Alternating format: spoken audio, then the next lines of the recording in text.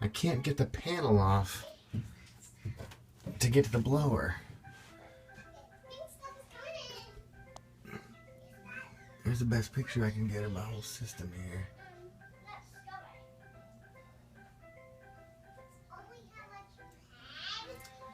See, I thought this was the blower. But that's the draft inducer, which is another blower. It's all really dirty, needs cleaned. And you look inside here from what little bit I can see, and it's looking pretty nasty in there too. I can't get this panel off. I removed all 4 screws. Focus. And there are no screws on the side or anything. It comes off. It's just, there's this lip to where it won't slide out.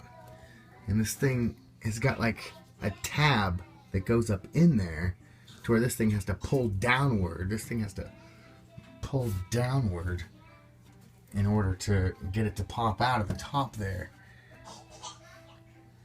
And there's no way for it to pull downward because there's this